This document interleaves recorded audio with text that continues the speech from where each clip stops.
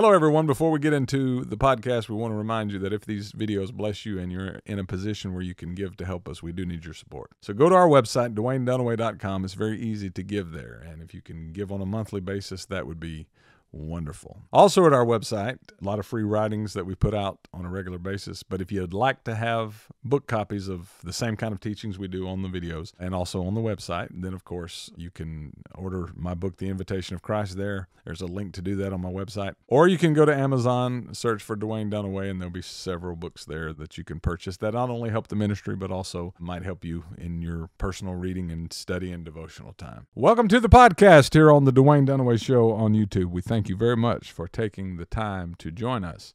And it's a time of good feelings. It's a time of cheer. It's a time where people are prone to be more friendly, I guess, than they are at other times. It's also a time of sadness and depression for a lot of people. And God knows each individual. He knows exactly what you're going through. Keep your faith in Him and trust Him to see you through. I've had to do that. I've had to do that many times. This is not the best time of the year for me mentally. So, I have to really watch that. So you're not alone in any of that. Stay in the game. Fight through it. If you need help from a professional, mental health professional, psychologist, psychiatrist, counselor, doctor, of course, psychiatrists are doctors, but a different kind of doctor, doesn't matter. If you need help, go get it.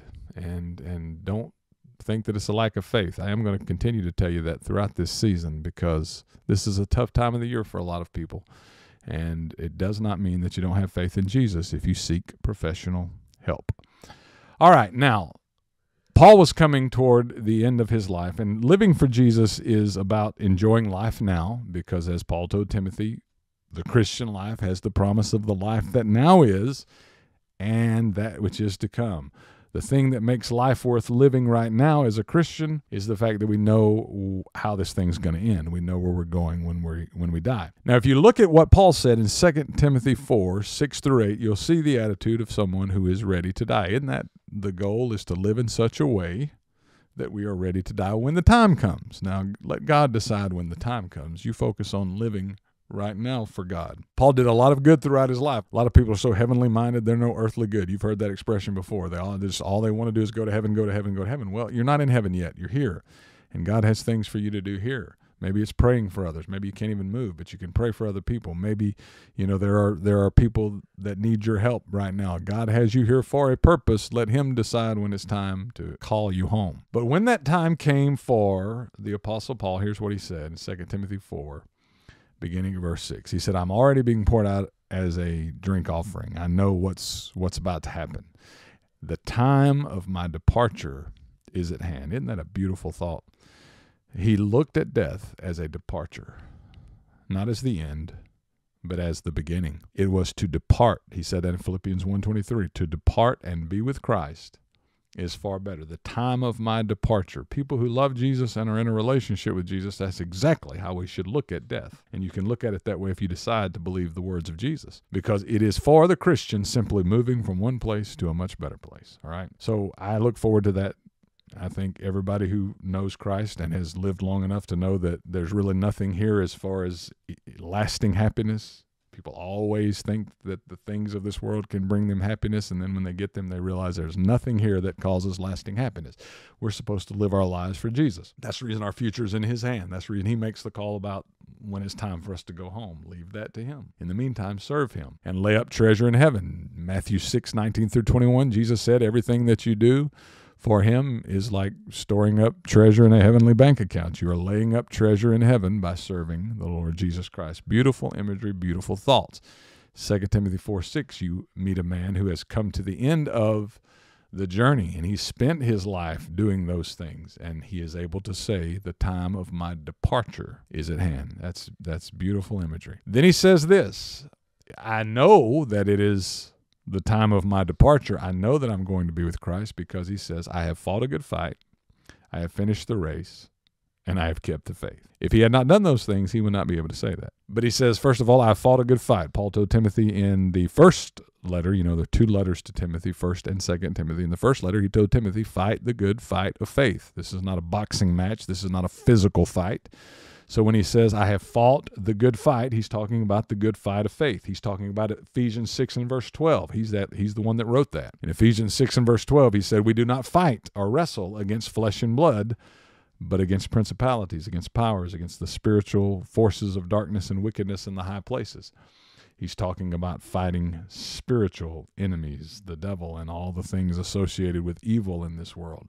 And fighting for God, fighting for Christ, fighting through tough times. All of those things would be included in that. The good fight of faith is something that you fight your entire life.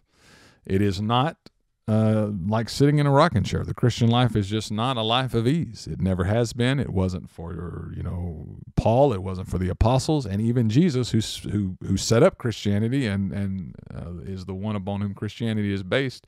He certainly didn't have a life of ease.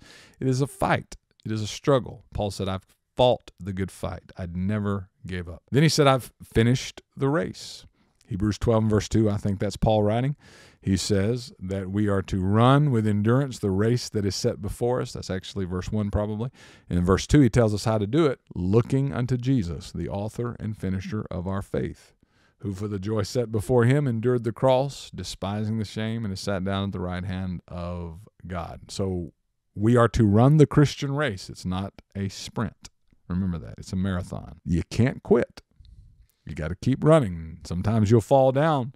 Sometimes you may even get lost. But as long as you don't abandon your faith and give up the race completely by going back to the world, then you can die the way Paul did with the same kind of confidence that he did. He said, "I've fought the good fight and I have finished the race." The race. What race? The race that is marked out for us, the Christian race. People want to give up and say, well, life is not worth living anymore. I mean, I just want to go be with Jesus. That's wonderful that you want to go be with Jesus, but it may not be time for you to go be with Jesus. You may not be done here. God may have things for you to do here. That's why you leave that decision in the hands of God. You run the race, no matter how long it takes. It's a marathon. You keep going, you keep going, you keep going. And it's an attitude, and it's a lifestyle. It's a relationship.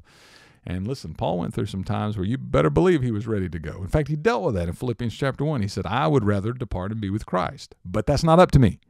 What I care about is doing the will of the Lord. And it's to your advantage, she was talking to the Philippians, that I stay here. So personally, I'd rather depart and be with Christ because it's far better, but I know that it's to your advantage that I stay here because that will mean more fruit from my labor. In other words, I still have things to do here. So he says, I'm okay with either way. And that's why he left it up to God. So don't give up. Don't throw in the towel. Leave that to God and continue to serve him until he calls you home. All right? And then the third thing he said, and this is just, read it. It's just beautiful imagery about a man who has lived a life the right way, and he had far more skeletons in his closet than you probably do. He messed up probably far more than you've ever messed up. And yet, once he turned to Christ, he lived for Christ, and he trusted Christ to get him home to heaven. So he says, I have fought the good fight, I have finished the race, and I have kept the faith. Kept the faith. What does that mean?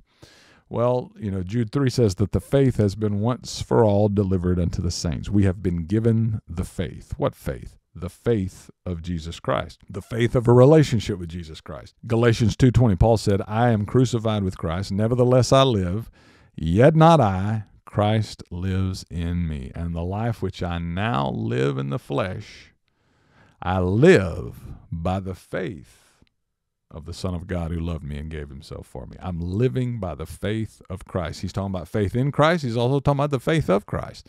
Christ's faith, Christ's strength, Christ's gifts of resolve that God had given him. Philippians 4:13, Paul said, I can do all things through Christ who strengthens me. Paul depended on the strength of Christ. And so he says, I fought a good fight. I finished the race. I have kept the faith. No matter what some denominations tell you, you got to keep the faith. You got to stay with it. It's not. He didn't say I made a decision one time and accepted Christ and then I went my own way. He kept it to the end. He kept the faith. He remained faithful. You have to remain faithful. Don't abandon Christ. If you have abandoned Christ, get back with him as quickly as you can.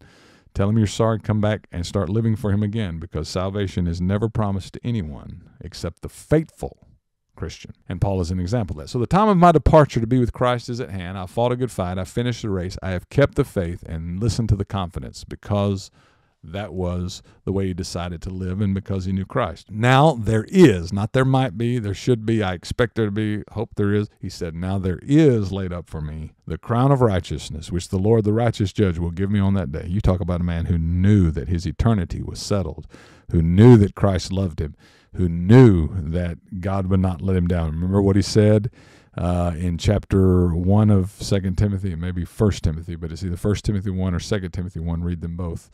They got a lot of good stuff in them. But he said, I know whom I have committed. I think that's 2 Timothy 1. I know whom I have entrusted my soul to. I know that he is able to keep what I have committed to him until that day. I know that he's able to. I've trusted my life and my soul to him. He will not let me down. Well, these are the words of a man who knows that God has got him covered. God will not let him down. He says, the crown of righteousness is laid up for me, and I'm going to receive it on that day. And then he says this, and that crown is not only reserved for me, but is reserved for all who love his appearing. You are just as sure to get that crown as Paul was. Paul was not a superman. He did not have supernatural faith.